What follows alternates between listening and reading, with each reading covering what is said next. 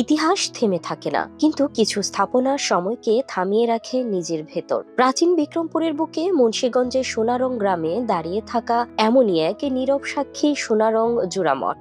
শতাব্দীর পর শতাব্দী ধরে কালের ধুলো মেখে আজও মাথা উঁচু করে দাঁড়িয়ে আছে অষ্টাদশ শতাব্দীতে নির্মিত এই প্রাচীন প্রত্নতাত্ত্বিক নিদর্শন।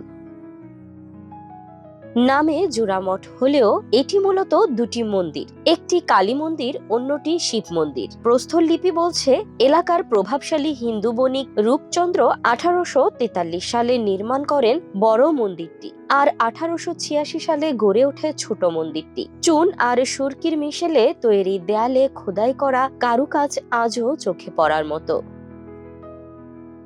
প্রায় 264 ফুট উচ্চতার অষ্টভুজাকৃতির এই মঠ ভারত উপমহাদেশের সর্বোচ্চ উঁচু মঠ হিসেবেও পরিচিত। গম্বুজের চূড়ায় ত্রিশূল, ভেতরে উপাসনালয়, পাশেই রয়েছে বারান্দা। এক সময় পূজা অর্চনায় মুখরিত ছিল পুরো এলাকা। প্রাচীন এই স্থাপত্যের নির্মাণ শৈলী এবং দৃষ্টিনন্দন কারুকাজ যে কারো নজর কাড়ে। এ কারণে সাপ্তাহিক ছুটির দিন কিংবা বিশেষ দিনগুলোতে মঠ দেখতে দেশ বিদেশ থেকে ছুটে আসেন সাধারণ দর্শনার্থী সহ নানা বয়সী পর্যটকরা। কারণ পুরাকীর্তি যেটা প্রাচীন স্থাপনা, আমাদের একটা ঐতিহ্য, বাঙালির ঐতিহ্য। আমরা যারা ভ্রমণ পিপাসী তারা আমরা কিন্তু চাই যে আমাদের প্রাচীন ওদের স্বপ্ন পূরণে পাশে থাকতে পেরে আমরা গর্বিত। বাংলাদেশের যে প্রাচীন অঞ্চলগুলো, প্রাচীন বিক্রমপুর, বিশেষ করে বিক্রমপুরের ইতিহাস সম্পর্কে বইপত্রে জেনেছি অথবা টেলিভিশনে দেখতে পাই। তো এখানে এসে আমরা স্বচক্ষে দেখি। এখানে মানে সপরিবারে এসেছি। এটা সোনারং জোড়ামঠ নামে পরিচিত। বাংলাদেশের খুবই বিখ্যাত একটা জোড়ামঠ। শুধু বাংলাদেশ বলবো না, এশিয়া মহাদেশের খুব গুরুত্বপূর্ণ একটা সম্পদ বলবো আমি একে।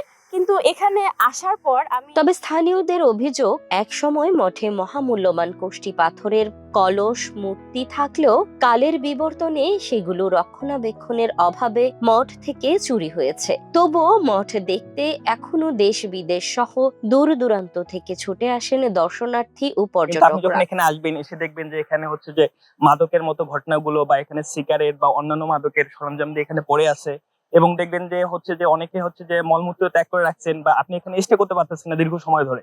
তো তখন দেখবেন যে আসলে আপনার যে ইমপ্রেশন সৌন্দর্যের দিক দিয়ে ঠিক আছে, কিন্তু আপনি পরিবেশগত ভাবে একটু হলেও হচ্ছে যে বাজে একটা অভিজ্ঞতা নিয়ে যাবেন। আশা রাখি এই বিষয়ে স্থানীয় জেলা প্রশাসক বা স্থানীয় প্রশাসন যারা আছে তারা যথাযথ উদ্যোগ গ্রহণ করবে। অরক্ষিত অবস্থায়, মানে কোনো ধরনের ব্যবস্থাপনা ছাড়া যেভাবে রাখা হয়েছে সেটা দেখে একটু মানে মন খারাপই লেগেছে বলা যেতে পারে। কারণ পরবর্তী প্রজন্মের কাছে যদি এই ইতিহাস আমরা পৌঁছে দিতে চাই, এটার সংরক্ষণ ভীষণ জরুরি।